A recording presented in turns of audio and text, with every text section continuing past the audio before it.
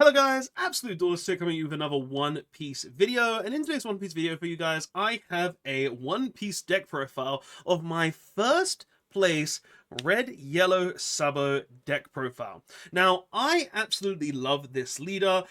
During the tournament at locals, I went ahead and played against black yellow Luffy. I played against Sakazuki, and in the finals I played against Yamato, and we smacked all of them, and the deck just performs really well, and I really do like it because of that. Now what does the leader do? Essentially what the leader does is, if you have one Don on him, you can put one character that's 3 cost or higher and also has 7k or more power onto the top of your life, and boost one of your other characters by 2k until the start of your next turn. Now I think this is absolutely busted for the pure fact that you're essentially gaining a life every single turn.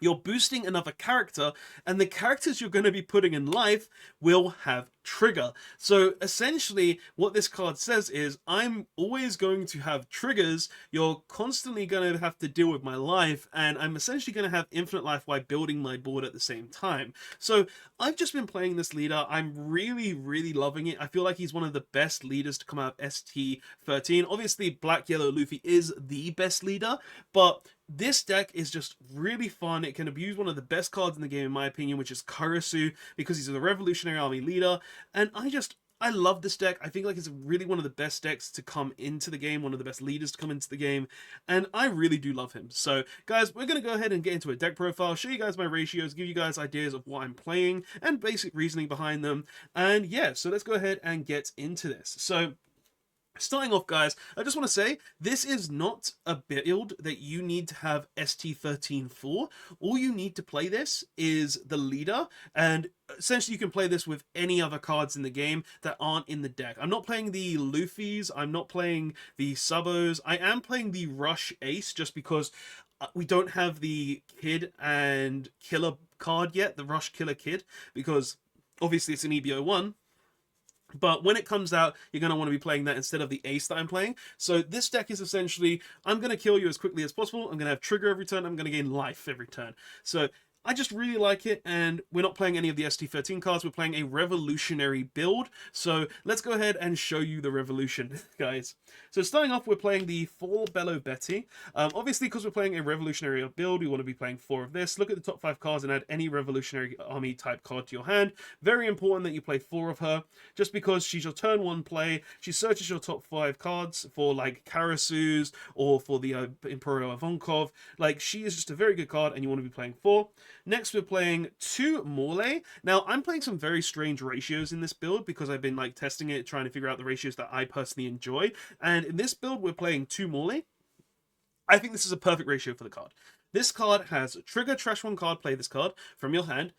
Great, perfect. I love that. And it has the ability to say, cannot activate blockers if it has 7k or more power. So essentially what we're going to be doing with this most turns is we're going to go ahead and swing with it for 7. We're going to then put it in life, boost something else, and then if they hit us, we're going to play again so they can't go ahead and use blockers to prevent us from hitting them or one of the characters they want to protect. This is just a very strong card overall. It is very good against like the Fortress Yamato builds. It's good against like any deck that really does rely on blockers. So we want to be playing 2. I really do like it at 2, and I just feel like it's a tool because it doesn't have counter on top of having that blocker prevention as well. So I like it at 2. Trigger play this card is insane, so I really am happy with it. Next, we're playing 3 Inazuma.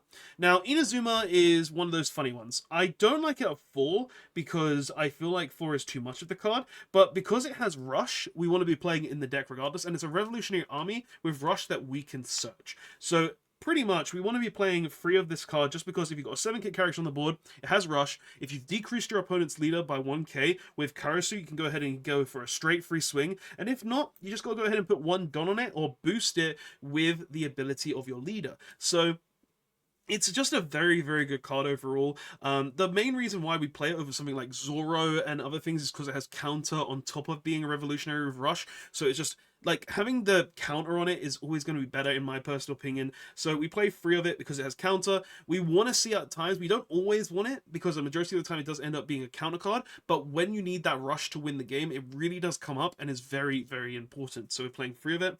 Next, we're playing Free Lindbergh. This is one of the cards that I'm like debating putting up to 4, just because Lindbergh is essentially trigger play this card, but he is removal in the deck. He has the ability, if he has 7k or more power when attacking, KO a 3k or less character. Now, obviously, we've got Koala in this deck, which says you can decrease an opponent's character by 3k, so essentially you can KO any 6k or lower character in the game as long as you have Lindbergh and also Koala. So I'm kind of on the fence about playing him at 4. I like him at 3, just because obviously he is trigger play this card, and we are playing a lot of cards that say trigger play this card, but I'm not sure if I want to put him up to 4, just because of the removal is good, but it's only when it attacks, so I'm a little on the fence about this, but I do like him at 3 right now. I feel like 3 is currently enough, but I might test things when we put him up to 4 and do more with him, right?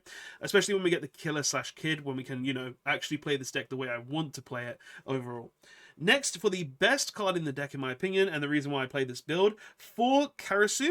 Karasu is honestly the most broken card in the game, in my opinion. It has on play, if your leader is Revolutionary Army, decrease your opponent's leader or character by 1k. And you know we're always decreasing the opponent's leader. So we're going to go ahead and drop this, decrease the opponent's leader, and swing so they have to waste 2k characters or even more cards in hand to go ahead and prevent us from hitting them. So this card is just great for decreasing the opponent's leader overall, which is very, very nice. And on top of that, he also has, when attacking, if this character has 7k or more power, decrease your opponent's leader by 1k. So not only on play does it decrease the opponent's leader, but also on swing. So if you're swinging 7k into your leader, just to go ahead and, you know, get into it, your opponent's going to have to waste at least 2/2ks to prevent that swing. And for the rest of this turn, your leader has 1k less power. So the card is just overall very, very strong, and is really just one of the best cards in the game, in my personal opinion. So we're playing 4 of it. Next, for some yellow cards, we're playing 4 Sanji. It's just a blocker with trigger play this card. It's a swing, it blocks, and one of the good things you can do with this, because of Sabo's ability, if you put a 7k character into life, you can turn this into a 7k blocker, essentially, which is actually very good when you think about it, and has actually won me games in the past, just because, oh, yeah, we're going to put, like, Morley into life, and then we boost the Sanji. Okay, we now have a 7k blocker. You're going to have to waste at least 2 Don to get over it. I can go ahead and counter out with a 1k counter, and if you're swinging something big, I can block it and not really care, or if you're swinging something small, I can just go ahead and block it and not lose the Sanji. The card is very, very good overall because of that, so I like it in this deck up 4. It is great, it's perfect number in my personal opinion, and you have to be running this up 4 in the deck, just because trigger play this card, blocker, make it into a 7k blocker. It's a very, very strong card, and the only blocker I'm actually playing in this deck. So yeah, so we play him up 4, and then next we're playing 4 Okikunojo. This is by far your best card in the deck. Okikunojo is essentially a free trigger every single turn. She is the card that you're going to be putting into life majority of the time, where you're going to slap 1 Don on her, you're going to go ahead and swing into life, and then you're going to put her into life to go ahead and boost something else, and if your opponent hits you, you're going to play her for free. It's one of the reasons why I feel like if you're up against any 4 life leader, you're going to have a very good time against them, just because 3 life or less, I'm going to get a free trigger. If you do kill her, I'm going to get a free life. So she's just a very, very strong card overall. Very powerful in this deck, and being able to abuse Okikunojo, putting her into life every turn, taking a hit, at least 1 hit, and then just dropping her on the board again to swing 7 again on the following turn.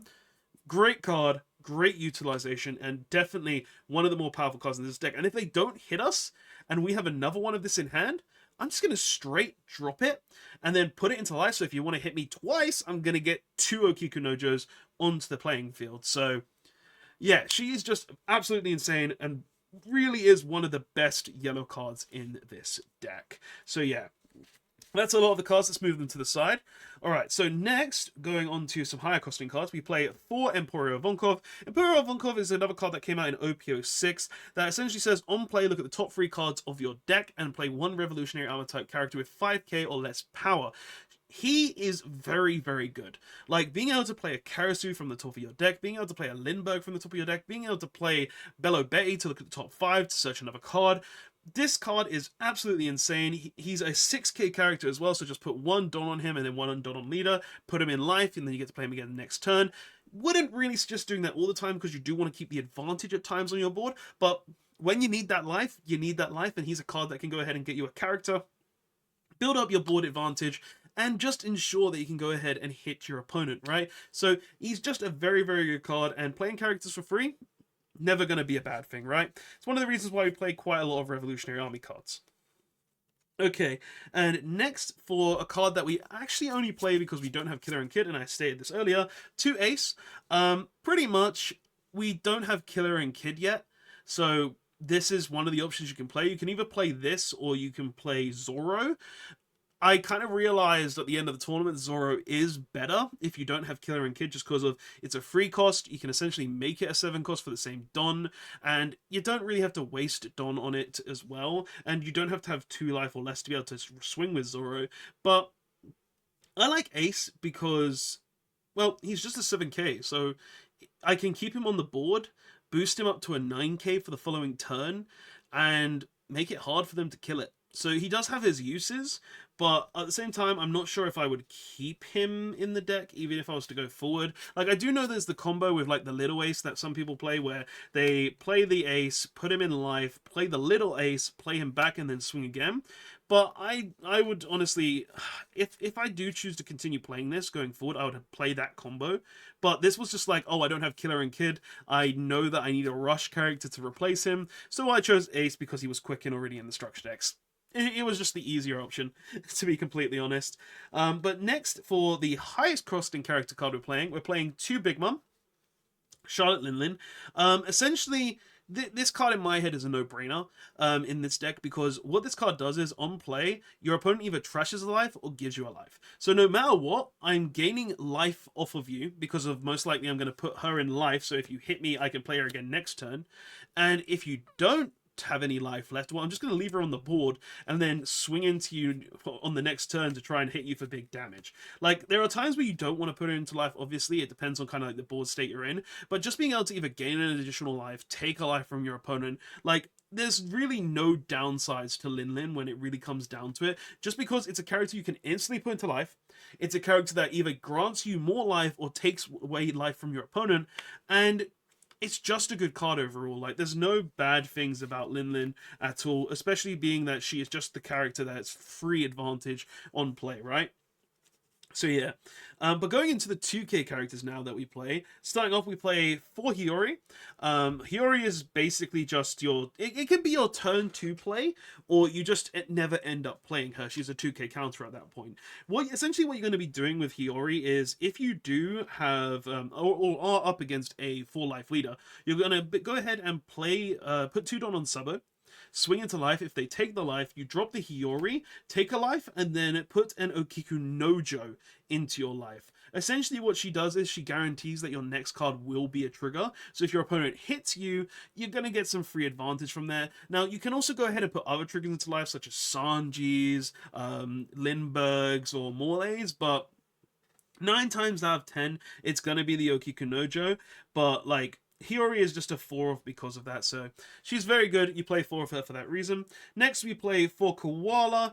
Decreases opponent's characters. Is a revolutionary card that we can search off Bello Betty and another 2k counter. Really nothing bad about this card overall at all. Next, we play 4 Beige, because Beige is essentially, oh, I trigger this card, sick, I'm gonna go ahead and stop you from hitting me. And guys, I will mention this now, if you have access to all of your Dom, you can go ahead and play this for free, slap 4 on Cabone, he's a 7k character, and if you feel like you're going to die next turn, put him into life, because he's a free cost character. So essentially you can guarantee that you're going to be taking away one of your opponent's attacks on the next turn. So just a very, very good card, and a bit of a nice niche combo that can come up at times. Doesn't always come up, but when it does, it feels really, really good. So something nice there as well. And then the last character we're actually playing in the deck is 4 Satori. I'm playing 16 2Ks just because we want to protect ourselves at times. But Satori is essentially here as well, because he's got trigger play this card, and trigger playing this card is kind of what we want in the deck. So being a well, 5-cost character, making it harder for stuff like Gecko Moria and Sakazuki to deal with it, being a 2k counter, and also being trigger play this card. There's really no downsides to Satori whatsoever, so you want to be playing him in the deck as well. So we play a lot of counter in the deck, and I know some people might shy away from that, but in a Yamato format, this could save your life as well, guys. And then the last card that we actually play in the deck is 2, You're the One Who Should Disappear. Just the 0-cost event, because at times, there are times, guys, where we're like, oh, we don't have really any counter because we're obviously playing the Big Mums, the Aces, which turn into, obviously, the Killer/Kids, the Ivankovs, the Gokiku Nojos, and obviously the Morlais. So we are playing a decent chunk of cards that don't have counter.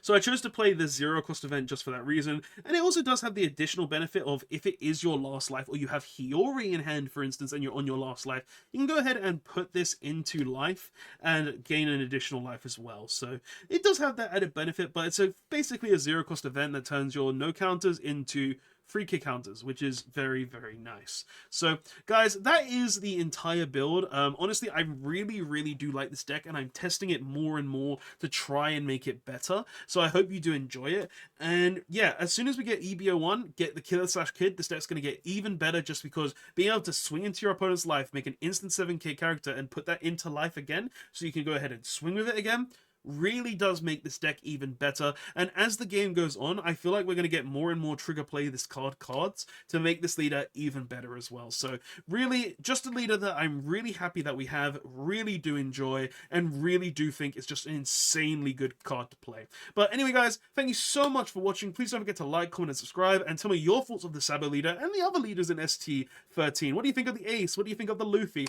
Love to hear your thoughts and opinions in the comment section below.